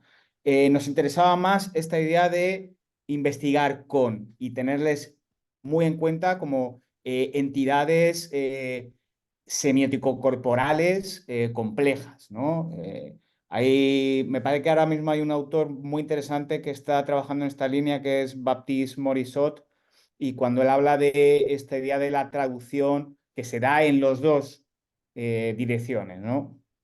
Como de alguna manera los animales más que humanos o las otras entidades también nos están investigando, ¿no? Entonces, ahí se produce un efecto muy interesante de coproducción, ¿no? Lo animal no es algo que esté ahí estático, sino que también es algo que se produce, al igual que se produce lo humano, o al igual que se produce lo vegetal también, o lo fúngico, y creo que ahí hay un terreno interesante para abordar, ¿no? Muchas veces yo tengo la sensación, viniendo desde fuera de la antropología, ¿no? Y desde unos ámbitos, como os digo, un poco fronterizos, que hay como un cierto miedo a abandonar del todo el antropos, ¿no? Hay como, que también lo entiendo, ¿no? Y entiendo que lo disciplinar también es importante, ¿no? Y aquí soy quizá un poco provocador viniendo yo desde fuera del ámbito de la antropología, pero creo que es algo que hay que reflexionar, ¿no? El concepto de vitalidades, por ejemplo, me parece muy interesante, pero al aproximarme al libro de vitalidades también me daba cuenta de que muchas veces había como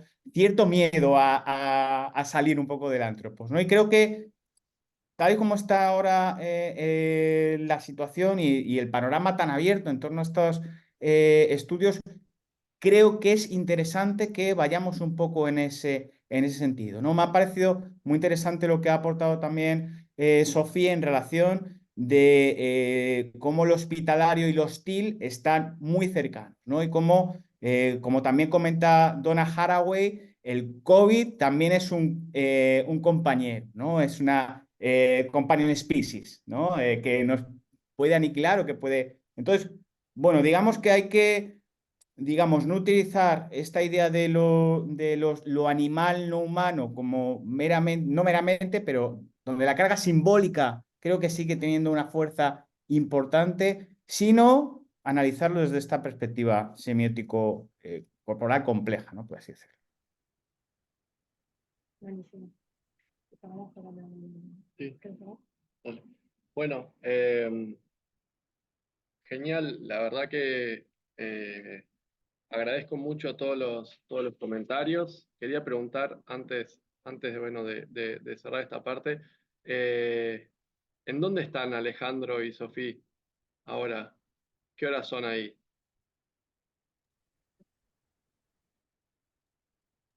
Para mí Todo- son las 10 de la mañana.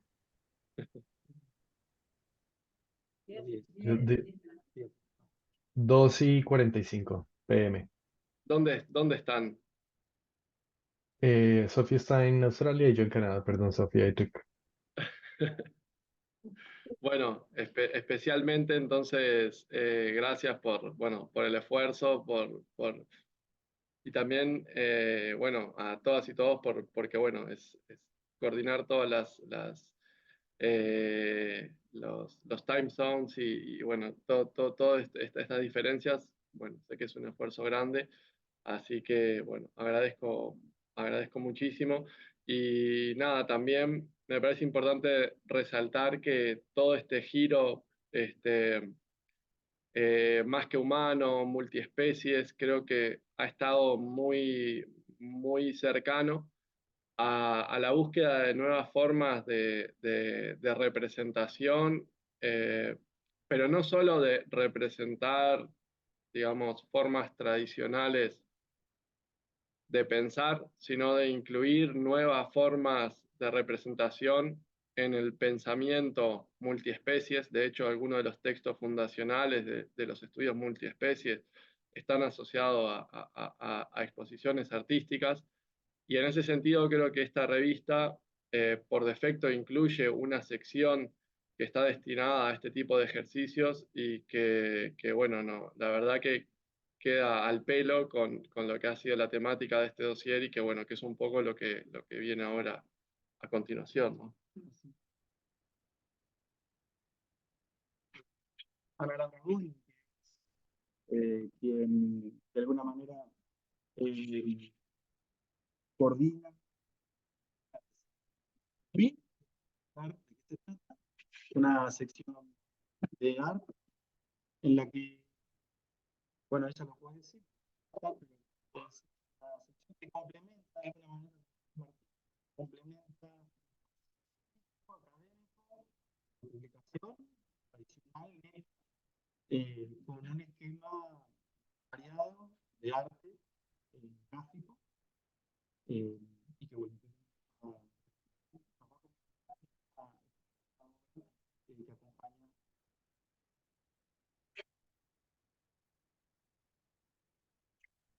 No se escucha, dice.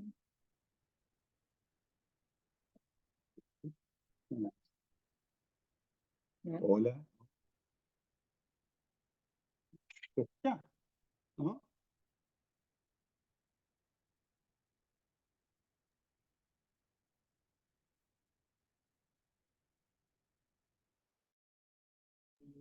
Hola, hola. ¿Me escuchan ahora? Ahora sí, ahora sí. Ah, bien. Ok.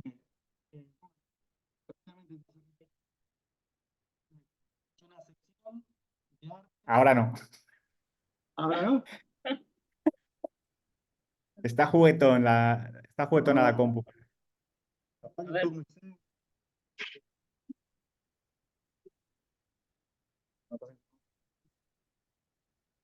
¿Ahora se oye?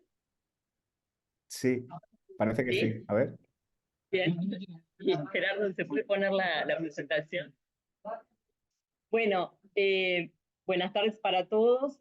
Quería rápidamente, porque ya estamos como cerrando, ya hace largo rato que estamos en esta reunión, pero quería presentarles una contribución de una artista que invitamos especialmente a este número, que se llama Pau Delgado, es una artista uruguaya, hoy no nos puede acompañar, pero sí vamos a presentar brevemente su contribución a este número.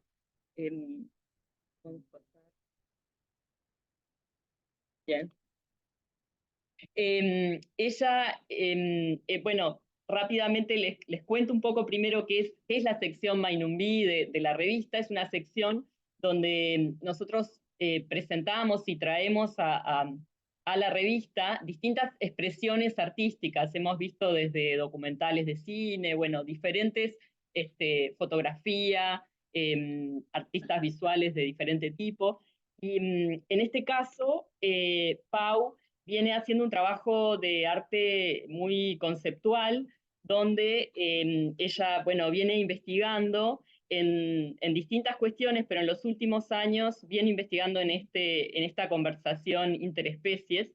Y bueno, ella es, además de artista visual, tiene como un campo recorrido previo, es licenciada en Economía, es diplomada en Género y Políticas Públicas, y luego fue a Inglaterra a hacer una maestría en Industria Cultural, y allí es donde, no sé si se puede presentar, no. Ah, aparece. A ver, ahí. No, no hay problema. Allí en esta imagen que vemos es como este artículo que publicamos aquí. Ella le pone como nombre Escúchame una cosa, y tiene que ver con todo un estudio y un trabajo que hace en la convivencia durante un tiempo y en el registro de su propio vínculo con algunas de estas otras especies que ella entra en relación.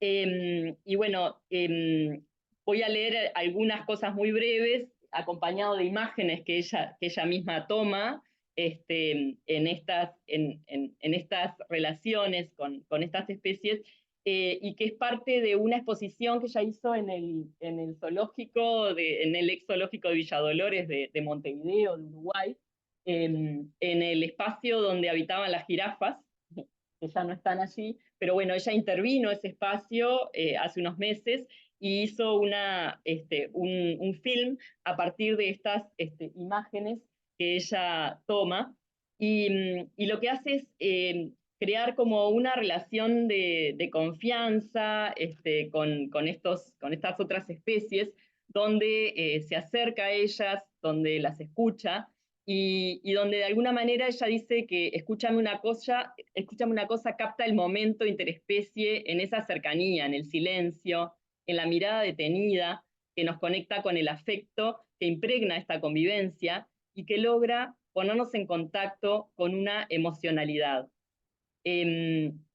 Dice que, bueno, este proyecto ya lo empieza a trabajar en pandemia, que le pareció un buen marco para eso, fue en el 2021, en una residencia artística que hace en un campo en Maldonado, y allí normalmente invitan artistas extranjeros de Europa, de Estados Unidos, pero esta vez, como era pandemia, invitaron a artistas uruguayos y ella convive allí con 7 artistas nacionales y empieza a trabajar más profundamente en esta relación y en hablar con los animales, como ella llama, pero hablar sin palabras, hablar de otras formas. Porque dice que esos animales no nos están diciendo nada, pero si prestamos atención nos dicen muchas cosas.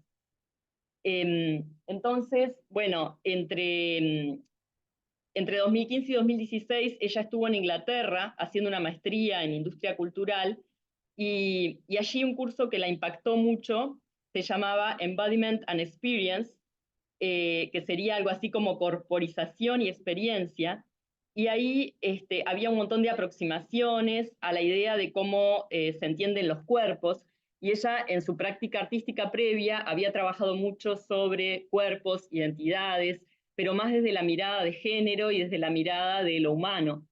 Y en este curso entró en contacto con otras miradas que le interesaron mucho, como las ideas de Donna Haraway sobre lo simbiótico, y también sobre cómo devenimos junto con vidas no humanas, revisando esta idea de tratar a los animales no humanos como un otro, con quien en realidad, ella dice, tenemos mucho más contacto del que queremos creer.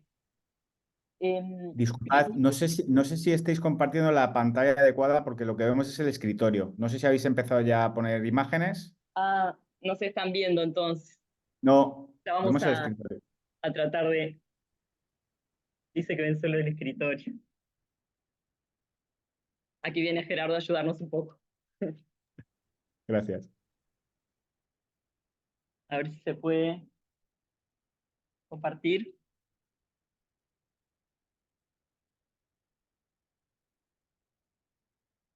Y si lo hacemos desde esta imagen, ¿no?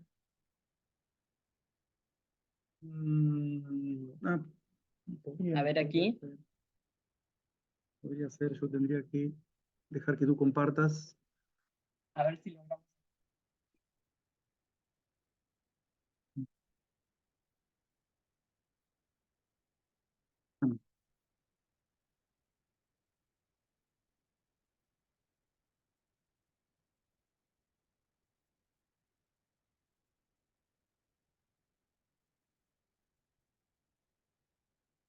A ver si... ¿Así se ve ahora? Sí, debería Ahora ver. perfecto.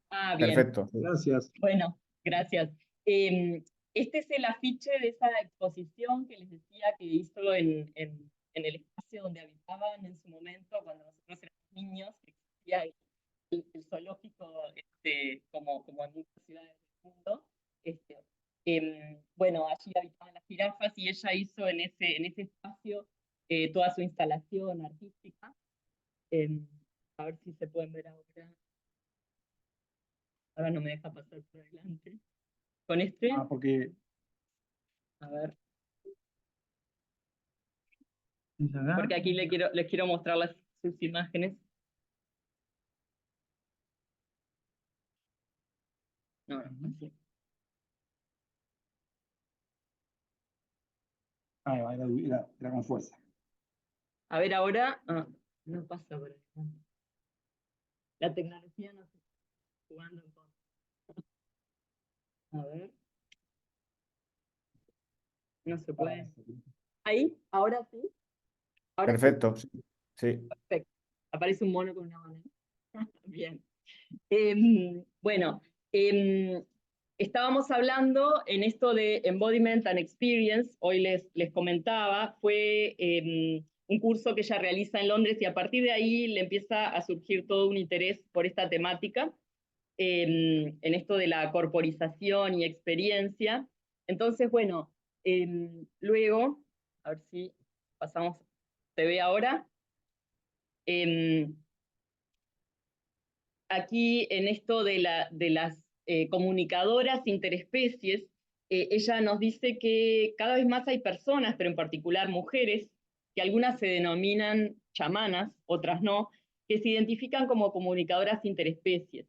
Y ella se ha puesto en contacto con algunas de estas personas, ha hecho algunos cursos con algunas comunicadoras mexicanas, y ella dice que hay algo allí que le resulta interesante, y aunque todavía no tiene ninguna certeza, dice que le hace mucho sentido esta idea de que hablan casi todas ellas respecto a que en realidad las personas tenemos una capacidad de comunicación telepática, ancestral, que perdimos y que, por ejemplo, le pasó trabajando en esta investigación donde estaba en pandemia, viviendo en ese campo, conviviendo con algunos animales. Ella vio cómo al ir caminando los animales empezaban a comunicar entre sí y a captar que había una especie humana que los estaba como invadiendo su espacio, y entonces ella empezó a observar eso y a empezar como todos los animales se comunicaban entre sí, empezaban primero los pájaros a emitir determinados sonidos, después todos los demás se iban como comunicando entre sí, y empezó a ver cómo los animales parecen estar mucho más conectados que los humanos y que pudieran entenderse entre sí mucho mejor que las propias personas. Entonces, bueno, todo esto le generó una serie de reflexiones, y a partir de ahí empezó a ver cómo a mucha gente la idea de la comunicación interespecie le parece como una chifladura y como que no entra en sus esquemas mentales más cotidianos. Y en esta inauguración que hizo en el Zoológico de Montevideo, ella dice que le hicieron una entrevista para un informativo central de un canal de televisión, y mientras ella hablaba, abajo había un cartel que decía: artista investiga sobre comunicación interespecie. Entonces, dice, me parece hermosa esa capacidad del arte de transformar algunas fantasías en realidad a través de lo sensible. Esa cosa mágica del arte que te habilita a hacer afirmaciones más allá de lo que la ciencia haya probado o no, y mover un poco esa frontera. El arte tiene la potencia de imaginar mundos posibles y de alguna forma hacerlos realidad. Y al ver esa instalación audiovisual que ella realiza en el zoológico, hubo mucha gente que salía muy conmovida. A algunas personas les daba tristeza, a otras les movió otras cosas. Y la gente conectaba, lograba prestar atención. Y ella dice que se propuso algo como súper exploratorio, experimental y a la vez bastante ambicioso: comunicarme con otras especies animales. Yo hasta el día anterior de la exposición estaba con esa cosa del síndrome del impostor, a full, pensando, voy a mostrar esto que no es nada. Después, cuando vi todo eso que le generaba a la gente, me di cuenta que sí había logrado transmitir algo. Eso de los animales mirándote a los ojos, mirando a la cámara, me parece hermoso. Cuando te mira el animal, es difícil no sentir que hay un ser ahí, que no es una cosa que te está mirando. Creo que como sociedad nos debemos una conversación sobre este tema, o por lo menos empezar a repensarlo. Vivimos en una economía, ella como economista de origen, basada en el extractivismo y la muerte de otros animales, sumando a los que están en situación de cautiverio en los zoológicos y aún en nuestras propias casas. Quizás en algún momento vamos a llegar a decir, pensar que antes veíamos a los animales como que no tenían derecho a nada y que eran nuestra propiedad. Para la ley, hasta ahora son eso, bienes de propiedad. Y en el libro de Eduardo Kohn, Cómo piensan los bosques, él trabaja con unas comunidades de la Amazonia ecuatoriana y hablan un poco de eso, de cómo, aunque ellos cazan animales, ese vínculo es como de respeto y agradecimiento. Eso creo que lo que nuestras sociedades han pasado por alto totalmente. Mucha de la gente que comunica con animales dice que los animales sienten que las personas rompimos el pacto, que todo esto es un abuso, que se rompió un equilibrio de supervivencia y pasó a ser una explotación absoluta. Este libro de Vincent Desprez, ¿qué dirían los animales si les hiciéramos las preguntas correctas?, está estructurado en capítulos de la A a la Z, y tiene uno, que es la K de kilos, donde ella plantea que todo lo que es de los animales se contabiliza por peso, por kilos que se faenaron. Y se pregunta, ¿hay especies matables? ¿Hay animales matables? ¿Estos seres no merecen alguien que se apene por su muerte, que alguien honre su muerte? Se trata de seres que dan su vida para alimentarnos. Son reflexiones que la mayoría de las personas tenemos que hacer desde cero, porque no lo aprendemos. Entonces hay que ver cómo replantearse todas estas cosas que están tan naturalizadas. Y hay gente que puede tener una postura crítica con este trabajo, porque cuestionan el hecho de filmar a otros animales, por una cuestión ética, porque se puede ver como otro extractivismo. A mí esa reflexión no se me pasó por alto, pero pienso que si el trabajo tiene un fin que busca ser positivo para todas las especies, entonces tiene sentido. Al mismo tiempo me cuestiono esa lectura que hace mucha gente de los otros animales, como que los filmás porque no pueden decirte nada. Me hace pensar en el tema de la agencia. O sea, ¿de verdad ese otro animal no tiene la capacidad de decidir si se quiere acercar a vos o no? Porque en muchos casos se trata de caballos, de burros, de corporalidades mucho más grandes que la mía, en un potrero donde tienen espacio suficiente para alejarse o te pueden embestir. A veces se tiende a pensar que el otro animal no tiene discernimiento de nada. No estoy de acuerdo con eso. Sin embargo, es verdad que ninguno de los animales que aparece en el video es totalmente libre, y eso es algo sobre lo que deberíamos reflexionar.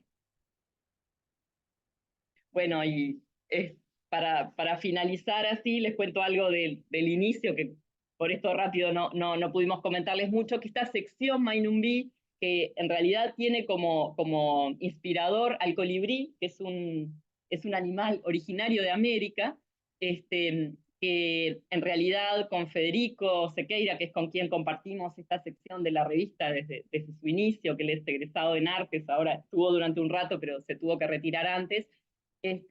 Con Federico pensamos que este podía ser como el logo de nuestra sección de la revista, porque además de ser un animal originario de América, está impreso literalmente en el territorio latinoamericano por ser uno de los geoglifos de las líneas de Nazca en Perú. Entonces, está muy ligado al arte, a nuestro arte latinoamericano, y por eso, bueno, es lo que nos inspira a esta sección de la revista, que lo que pretende es poner en diálogo a las ciencias, a los artículos científicos que se publican en la revista, con artistas que están explorando en las mismas temáticas que tratan cada uno de estos dossiers. Y bueno, con esto terminamos, y muchas gracias. Perdón por estas dificultades técnicas que tuvimos, pero finalmente se pudo ver, y esto es simplemente una breve síntesis de toda una entrevista bastante extensa que hicimos al artista y que va a aparecer publicada en la revista digital, así que la pueden leer allí más completa.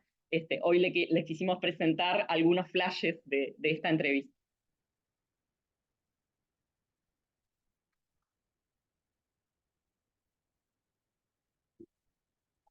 Bueno, nosotros como equipo editorial les agradecemos a todos los presentes, los que han venido, los que han acompañado hoy. a los autores, gracias por todo este tiempo que han acompañado, y bueno, les pedimos que compartan su contenido, que lo hagan circular, nosotros también haremos lo mismo, y bueno, los esperamos en una próxima comunicación. Muchas gracias. Gracias, gracias. Gracias.